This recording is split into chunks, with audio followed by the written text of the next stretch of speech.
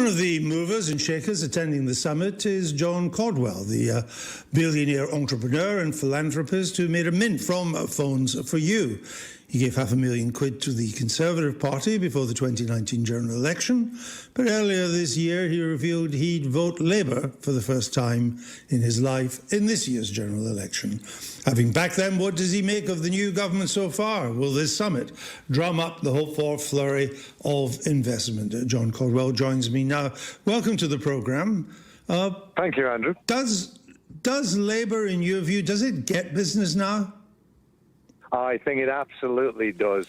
I would have to say that I've not witnessed such an environment of thinking, adventurous thinking, and commitment to business since Maggie Thatcher. I am really actually I'm almost awestruck by the complete dedication of the whole Labour Party from top to bottom to encourage business, to encourage innovation, to deregulate, and to just drive forward the process of making Britain strong. I just hope they can do what they say they're going to do, because if they do, then we're on for a really good trajectory in the next few years.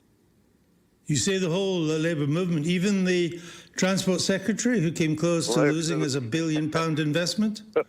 There'll always be one, won't there? And I'm not sure how much longer she would be for this world, and that's, of course, just my pure guess, because I don't think Keir takes prisoners. I don't think that he's going to stop anybody achieving his objectives to grow Britain's economy and make Britain strong. So we'll have to see on that space, won't we? But it was a stupid thing that she said. It was really stupid. She should have worked from within inside to try and encourage P&O to take what she considered correct management practices with people, not go and berate them in public, and that's just stupid. Do you take these, because I know Keir Starmer mentioned it this morning, I think again, and he briefed it out to the papers last night, that, you know, he wanted to cut red tape that was getting in the way of growth. Is that serious, do you think? Because absolutely, when Prime Ministers come in, they all say that. They all say that. No, they really committed to doing it. Look, I can't say that they will do these things. All I can say is that I absolutely believe that they're utterly committed. They've already drawn in some applications that were turned down for wind farms, and they're already deregulating the planning situation for those to relook at them and try and approve them as quickly as possible. They really do mean business, and I really do sense a dynamicism, a commitment. They've got pretty much everybody singing from the same hymn sheet, except the lady that you mentioned earlier on, of course. And I am optimistic, and the more involved I am with the Labour Party in terms of meeting the people, some private meetings and some public meetings, the more enthused I am that they are the party that really mean business and will make Britain succeed and prosper in the future. And there's a lot of business people from all over the world at this summit who clearly feel the same to some degree or another. What regulation do you think they are going to tackle then? What should they tackle? You mentioned the planning process, and they hope to get more house building and some infrastructure done about that, though they've not changed the planning laws, and they may still come up against huge resistance in the courts, where lawyers will use the existing planning laws to attack what Labour has done. So we don't yet know the full outcome of that. Where else are they going to deregulate? Well, there's going to be a deregulation, as far as I can see, wherever regulatory authorities are standing in the way of progress. Not to the point that it takes excessive risk, but one of the items that come through clearly in the last session I've just been into, which is that the regulators tend to be totally risk-averse and don't then allow things to progress that should progress. And the government are going to encourage more of a risk-taking attitude without exposing Britain to danger, but to be a bit more adventurous and to understand that it is acceptable to occasionally get something wrong and that no action is the worst action of anything. Do you agree with Eric Schmidt, the Google CEO, that he has suggested to Keir Starmer that he should have a minister for anti-regulation, or I suppose he means deregulation. Would that be a good idea? I think it is, but I think they're almost doing that. I think there's a really strong movement to get rid of regulation that's not necessary, and to get the regulators to take a more responsible, risk and reward-based decision-making process, rather than just protecting themselves by always saying no and stopping things happening. Well, they'll need to find 28 existing regulations to get rid of just to stay quids in, because the announcement last week of the new workers' rights creates 28 new regulations governing employment and a fair work agency to enforce these new regulations. So they haven't quite given up on adding to regulations yet.